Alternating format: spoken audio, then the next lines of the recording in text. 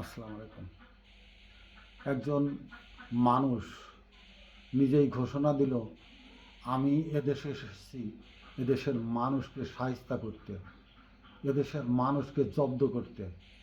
আমি এদেশে এসেছি আমার বাবার হত্যার বিচার করতে।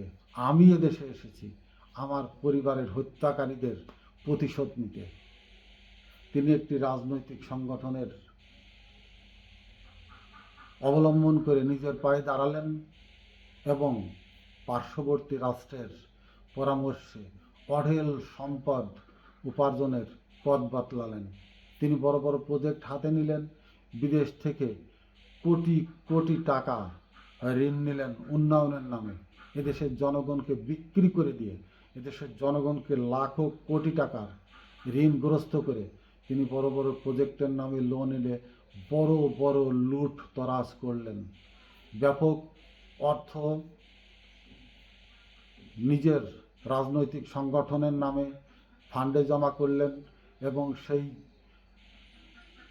মানি অর্থই অদৃশ্যভাবে বিলাতে লাগলেন। একদল লোভী কুকুর মানুষ সেই অর্থর লোভে সেই মানুষের পায়ের নিচেই হুমড়ি খেয়ে পড়তে লাগলেন। অর্থের লোভে উন্মাদের মতো তার সংগঠনের পদ পদবি নিতে ব্যস্ত হয়ে পড়লেন।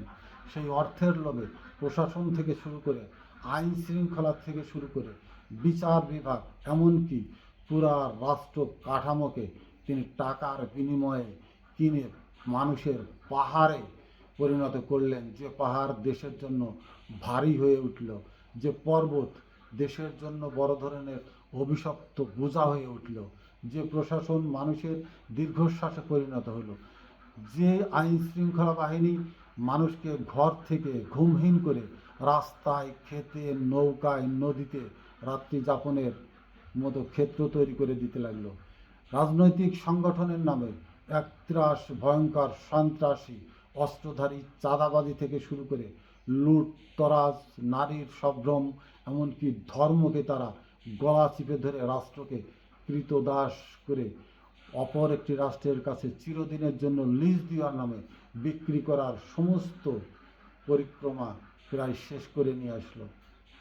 কি নির্বোধ, কি নির্বুদ্ধিতার একটি জাতি, কি লোভাতুর, কি হিংসাত্মক নিকৃষ্ট মানের পশুর মতো কিছু মানুষ, যাদের একটি ধর্ম আছে, পৃথিবীর সর্বোচ্চ ধর্ম ইসলাম, যাদের পরিচয় আছে যে তারা ভাষার জন্য সংগ্রাম করেছিল, তারা দেশ স্বাধীনের জন্য যুদ্ধ করে রক্ত দিয়ে মায়েদের সম্ভ্রম বিলিয়ে দিয়ে এই রাষ্ট্রকে তারা স্বাধীন করেছিল নিজেরা যুদ্ধ করে। যদি ওই যুদ্ধকে কলঙ্কিত করতেই সেই দলটি পার্শ্ববর্তী আর একটি রাষ্ট্রকে অল্প সময়ের জন্য এনে মুক্তিযুদ্ধকে কলঙ্কিত করেছিল।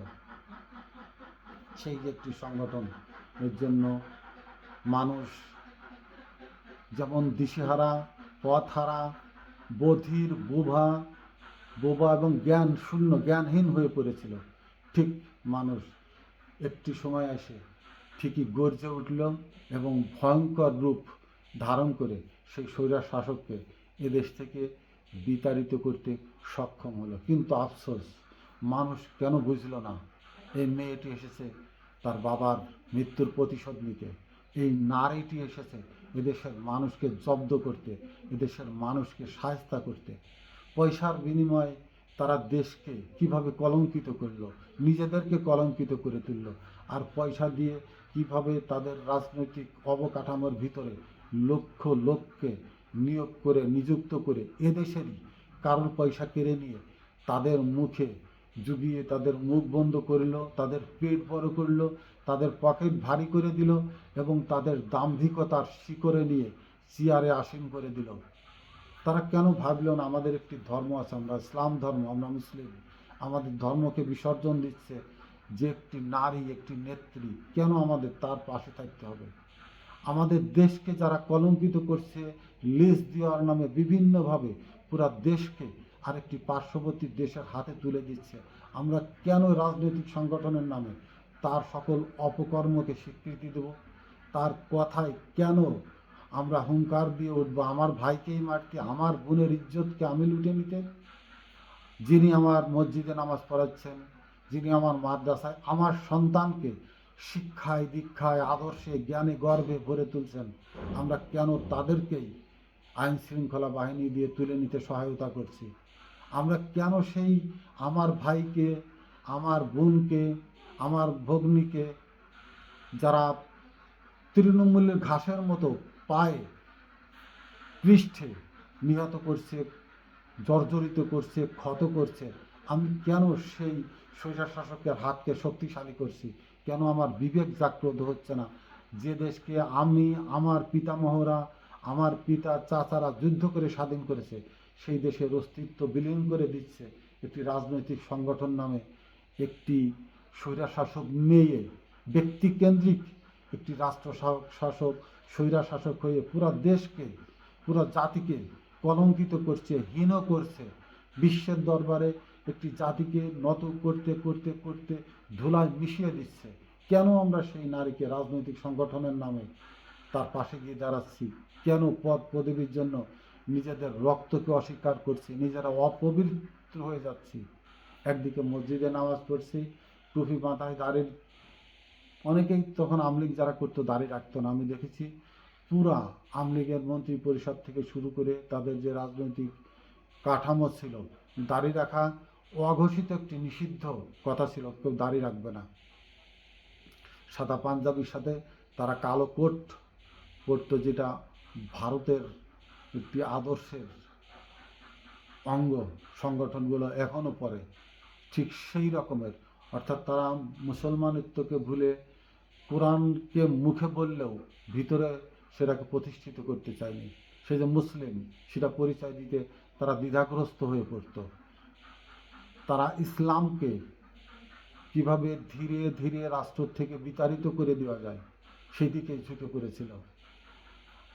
আমরা কোনো ধর্মকে ছোট করছি না, কোনো জাতিকেও ছোট করছি না, কোনো মানুষকে ছোট করছি না, কিন্তু যে রাষ্ট্রটি, যে ভূমিটি যাদের দ্বারা বেশি পরিচিতি পায়, যাদের দ্বারা সেই ভূমি কর্ষিত হয়, সেই ভূমি যাদের দ্বারা গর্বিত হয়ে ওঠে বিশ্বের দরবারে, যাদের দ্বারা পরিচিতি পায়, সেই ভূমি, সেই মাটি, সেই ক্ষেত্র এবং তাদের শাসন করবার মতো শাসকগণ যখন সেই মহান মহাজাতিকে ক্ষুদ্র করে, নিকৃষ্ট করে অন্য কাউকে তুলে ধরে সেই জাতিকে পদানত করতে চায়, সেই মাটি, সেই দেশ কোনোদিনও সেটা মেনে নেবে না, মেনে নেয়নি। ইতিহাস বারবার সেটাই শিক্ষা দেয়।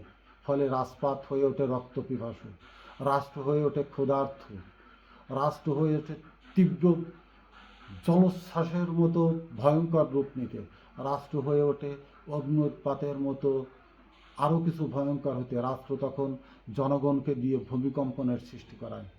সেই ভূমিকম্পনই ছিল জুলাই আগস্ট। বুঝতে হবে, তাত্ত্বিকভাবে বুঝতে হবে, দর্শন দিয়ে বুঝতে হবে। পৃথিবীর ইতিহাস কতদিনের, 50 বছর, 100 বছর বা 200 বছর পর পর সে ভাঙা গোড়া করেছে, নিজেকে ভেঙেছে, গড়েছে। পৃথিবী জীবনে একবার প্রথম শুধু একটি ভূখণ্ড ছিল, কিন্তু ধীরে ধীরে সেটা ভেঙে বহুত, এখন আমরা 7টি মহাদেশ বললেও এই মহাদেশগুলো তো একসময় একই ছিল।